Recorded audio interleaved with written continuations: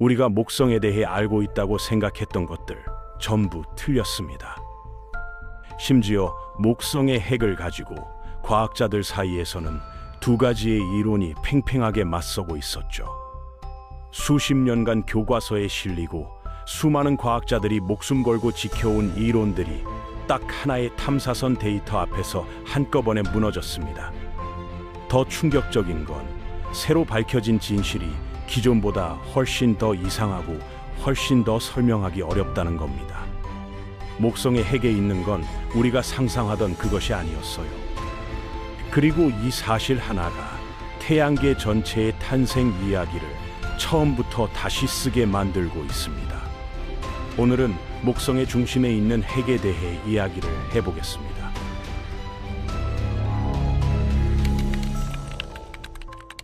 목성을 눈으로 본 적 있나요? 맑은 날 밤하늘에서 유독 밝게 빛나는 별처럼 보이는 그 점이 바로 목성입니다. 아름다운 줄무늬와 거대한 붉은 점이 특징인 이 행성은 겉보기에는 그냥 거대한 가스 덩어리처럼 보여요. 그런데 그 안으로 들어가 보면 지금 우리가 알고 있는 어떤 물질 상태와도 다른 믿기 어려운 세계가 펼쳐집니다. 가장 바깥쪽부터 시작해 볼게요. 우리가 사진에서 보는 목성의 줄무늬, 바로 이게 목성의 대기층이에요. 수소와 헬륨 가스가 대부분이고 암모니아 얼음으로 만들어진 거대한 구름들이 시속 수백 킬로미터의 강풍 속에서 끊임없이 휘몰아치고 있거든요.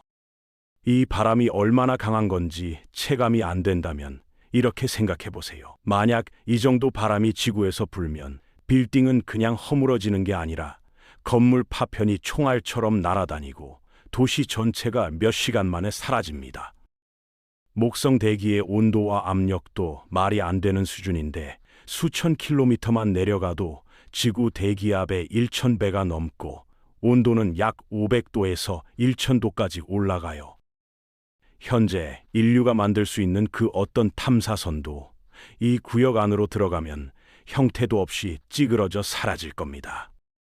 더 깊이 내려가면 이상한 일이 벌어지기 시작합니다. 기체 상태였던 수소가 엄청난 압력과 열 때문에 점점 끈적해지다가 경계선도 없이 자연스럽게 액체로 변해버리거든요. 지구의 바다처럼 공기와 물이 딱 나뉘는 게 아니라 기체가 서서히 녹아들듯이 액체가 됩니다. 이 액체 수소 바다의 온도는 약 2000도에서 5000도 사이로 추정되고 깊이는 수만 킬로미터에 달할 것으로 보고 있어요. 여기서 더 아래로 내려가면 지구에서는 절대 볼 수 없는 물질이 등장합니다. 수백만 기압이라는 상상 초월의 압력이 수소를 짓누르면서 수소를 이루는 전자들이 원자에서 떨어져 나와 자유롭게 돌아다니기 시작해요. 금속 속의 전자처럼요. 그 결과 이 구역의 수소는 전기가 흐르는 액체 금속 같은 성질을 띠게 됩니다. 이것이 바로 금속 수소층이에요. 목성 내부 대부분을 차지하는 이 구역이 목성의 강력한 자기장을 만들어내는 거대한 발전기 역할을 합니다. 그렇다면 이 금속 수소층 아래 목성의 가장 깊은 곳에는 대체 무엇이 있을까요? 바로 이 질문을 두고 과학자들이 수십 년째 싸워왔거든요. 그리고 그 싸움의 결론이 생각지도 못한 방향으로 흘러갔습니다. 오랫동안 두 이론이 팽팽하게 맞서왔어요. 한쪽에서는 목성이 처음부터 가스 구름이 중력으로 뭉쳐서 만들어진 거라서 단단한 핵 같은 건 아예 없고 속까지 그냥 가스로 가득 차 있다고 주장했습니다. 반대쪽에서는 목성 중심에 지구보다 10배에서 20배 무거운 암석과 얼음이 단단하게 뭉쳐있는 핵이 있고 그 핵의 중력이 주변 가스를 끌어들여 지금의 목성이 만들어졌다고 맞받아쳤죠. 이 두 이론은 수십 년간 팽팽하게 대립했는데 어느 쪽도 완전히 증명하지 못했습니다. 그러다가 2016년 이 모든 논쟁을 끝낼 탐사선이 목성 궤도에 진입합니다. 바로 나사의 주노 탐사선이죠.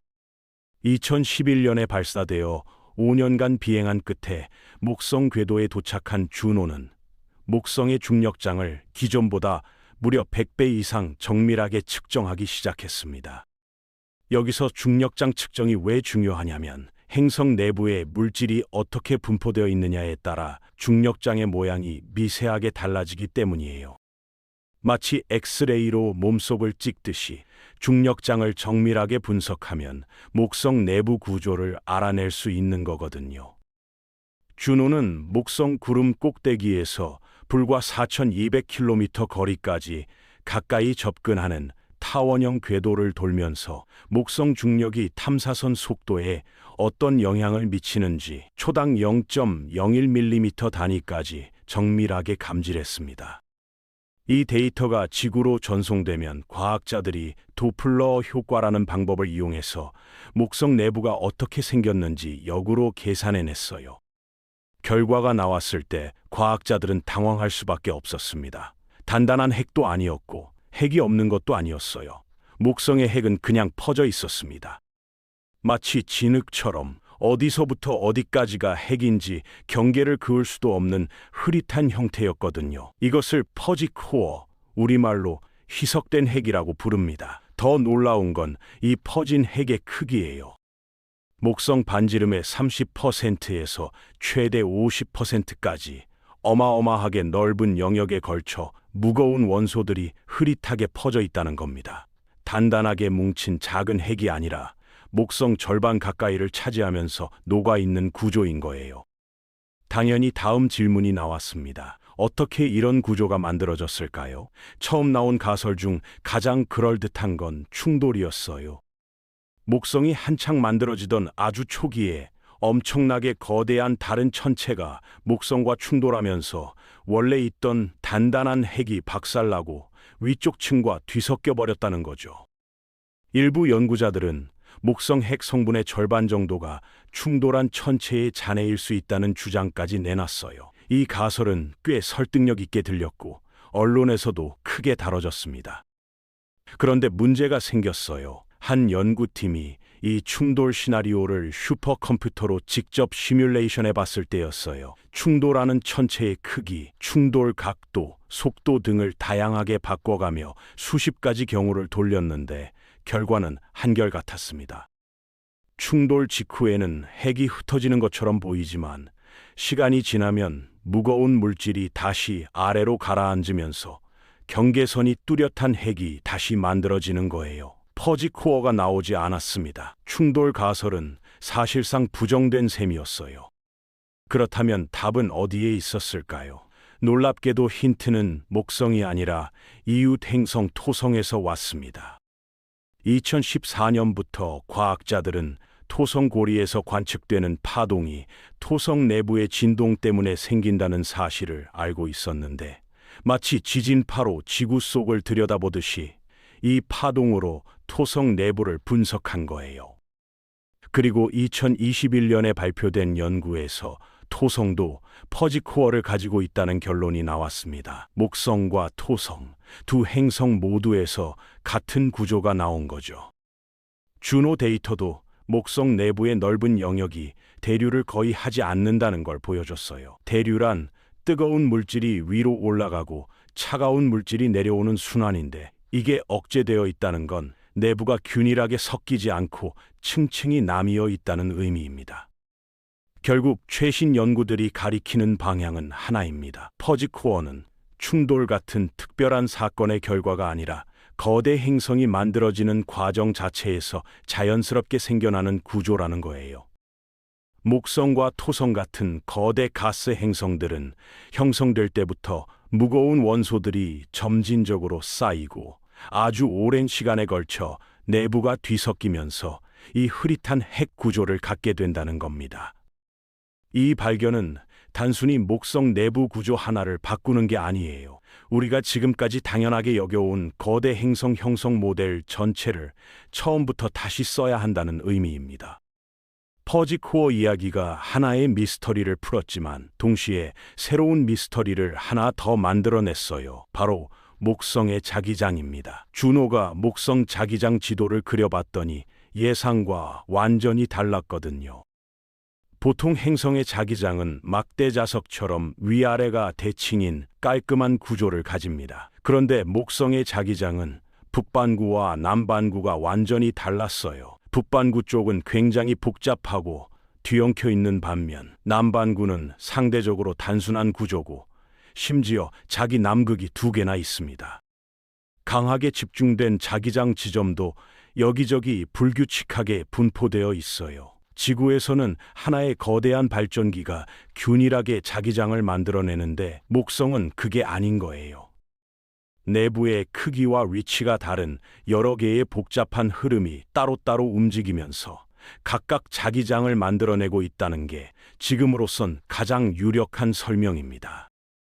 이 자기장이 만들어내는 가장 극적인 현상이 있습니다. 바로 목성의 오로라예요. 지구의 오로라도 아름답고 강렬하지만 목성의 오로라는 차원이 다릅니다. 크기는 지구 전체를 집어삼킬 정도로 거대하고 에너지는 지구 오로라를 전부 합쳐도 수천 배나 강력해요. 지구 오로라는 태양풍이 불 때만 볼 수 있지만 목성 오로라는 24시간 내내 꺼지지 않습니다. 이유는 목성이 태양 에너지에 의존하지 않고 내부에서 스스로 엄청난 열 에너지를 만들어내기 때문이에요. 목성 내부가 아주 천천히 수축하면서 막대한 열이 발생하고 이 에너지가 위로 솟구쳐 극지방에서 오로라로 방출되는 거거든요. 2025년 제임스 웹 우주망원경이 목성 오로라를 관측한 결과 또 하나의 놀라운 사실이 드러났습니다. 목성 오로라가 초 단위로 밝기가 빠르게 변한다는 거예요. 그냥 밝게 켜진 채로 유지되는 게 아니라 굉장히 빠른 속도로 깜빡이고 요동친다는 게 확인된 거죠. 이건 목성 자기권에서 에너지가 상층 대기로 전달되는 방식이 우리가 지금까지 생각해온 것과 완전히 다르다는 걸 의미합니다. 오로라에는 특이한 점이 하나 더 있는데 목성 주변 위성들이 오로라 안에 발자국을 남긴다는 거예요. 목성과 위성 사이에 엄청난 전류가 흐르는데 위성이 오로라를 통과하면 그 자리에 전기 스파크처럼 밝은 점이 찍힙니다. 그리고 위성이 움직이면 오로라 속의 발자국도 같은 속도로 따라서 이동해요. 특히 가니메데의 발자국은 자체적인 자기장을 가진 덕에 더욱 강하게 찍혀서 마치 작은 오로라가 오로라 안에 있는 것처럼 보일 정도입니다. 대기층 이야기로 넘어가면 또 다른 놀라움이 기다립니다. 주노가 목성 극지방을 처음 들여다봤을 때 과학자들은 예상치 못한 광경을 봤어요. 거대한 소용돌이들이 다각형 형태로 질서 있게 배열되어 있던 거거든요. 북극에는 5개의 거대 소용돌이가 오각형 모양으로, 남극에는 6개에서 8개의 소용돌이가 팔각형 모양으로 배치되어 있습니다. 소용돌이 하나하나의 크기가 지구 크기 수준인데 이 기하학적 패턴이 수년째 안정적으로 유지되고 있다는 게 정말 신기한 부분이에요. 그리고 우리 모두가 아는 대적반, 목성의 그 거대한 빨간 태풍도 최신 관측에서 새로운 사실이 드러났습니다. 예전에는 대적반이 표면 가까이에만 존재하는 폭풍이라고 생각했는데 주노의 마이크로파 관측 결과 수백 킬로미터 아래까지 뿌리를 내리고 있는 깊은 구조라는 게 확인된 거예요. 눈에 보이는 구름층보다 훨씬 더 깊은 곳까지 이어져 있는 셈이죠. 그래서 이 태풍이 150년이 넘도록 꺼지지 않는 겁니다. 목성 내부에서 지속적으로 에너지를 공급받고 태풍이 소멸할 대륙도 없으니 계속 돌아가는 거예요. 최근 제임스 웹 우주망원경 관측에서는 대적반 바로 위 약 40km 상공 성층권에서 폭 4,800km짜리 거대한 바람의 강이 발견됐는데 그 속도가 시속 515km입니다. 목성 대기가 우리가 생각했던 것보다 훨씬 복잡한 3차원 입체 구조라는 게 드러난 겁니다. 목성 이야기에서 빼놓을 수 없는 게 위성들이에요. 2024년 12월 주노가 목성 위성 2호에 근접 비행하면서 역대 가장 충격적인 관측 결과가 나왔습니다. 2호는 태양계에서 화산 활동이 가장 활발한 천체인데 주노가 포착한 화산 폭발의 에너지가 관측 역사상 가장 큰 수준이었어요. 폭발이 영향을 미친 면적이 약 10만 제곱킬로미터, 경상도와 전라도를 합친 면적보다 더 넓은 지역에서 순간적으로 방출된 에너지가 인류 전체의 연간 에너지 소비량을 넘어섰다고 합니다. 마이크로파 데이터 분석 결과 이오 표면 아래 곳곳에 굳지 않은 마그마 흐름이 광범위하게 퍼져 있다는 강력한 증거도 나왔어요. 이오는 몇 군데 화산이 터지는 위성이 아니라 위성 전체가 끊임없이 녹아 흘러내리는 용암의 세계입니다. 반면 유로파는 완전히 다른 이유로 주목받고 있어요. 유로파 표면은 두꺼운 얼음으로 덮여 있는데 그 아래에 거대한 액체 바다가 있을 가능성이 높거든요. 표면에서 관찰되는 얼음판 이동 흔적, 크레이터가 거의 없는 젊은 지형, 얼음 흐름처럼 보이는 구조들이 모두 얼음 아래 액체물과 상호작용하고 있다는 걸 시사합니다.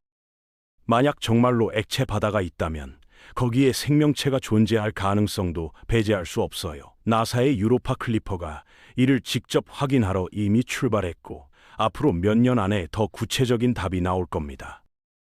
목성의 크기 이야기를 빼고 넘어갈 수는 없겠죠. 태양계 행성 전체 질량에서 목성 혼자 약 70%를 차지하고 지구보다 318배 무거워요. 목성 안에 지구를 1,300개 넣을 수 있는 크기고 나머지 7개 행성 질량을 다 합쳐도 목성의 절반이 안 됩니다. 그런데 이렇게 거대한 행성이 하루가 겨우 10시간밖에 안 될 정도로 빠르게 자전하고 있어요. 적도 기준 자전 속도가 시속 45,000km로 지구보다 27배나 빠릅니다. 이 빠른 자전 때문에 원심력이 생겨서 적도 부분이 바깥쪽으로 부풀어 오르고 결과적으로 위아래는 약간 납작하고 가운데가 통통하게 볼록한 형태가 됐죠. 목성은 실제로 조금씩 작아지고 있기도 합니다. 목성의 엄청난 중력이 자기 자신을 짓누르면서 아주 조금씩 압축되는데 이때 빠져나오는 에너지가 열로 바뀌어 방출돼요. 이 현상을 중력 수축이라고 하는데 목성은 매년 약 1mm에서 2mm씩 크기가 줄어들고 있습니다. 처음 만들어졌을 때 목성은 지금보다 지름이 최대 2배까지 컸을 거라는 분석도 있어요. 그야말로 빵빵하게 부풀어 있던 초대형 행성이 아주 천천히 쪼그라드는 중인 겁니다. 주노 탐사선은 원래 2018년경 임무를 마칠 예정이었는데 지금은 2020년대 후반까지 임무가 연장된 상태입니다. 그 기간 동안 목성뿐 아니라 이오, 유로파, 가니메데, 칼리스토까지 목성계 전체를 탐사하는 종합 탐사선 역할을 하고 있어요. 그리고 그 데이터들을 바탕으로 지금 이 순간에도 목성의 형성 과정, 대기 구조, 자기장, 위성의 비밀들이 하나씩 다시 쓰이고 있습니다.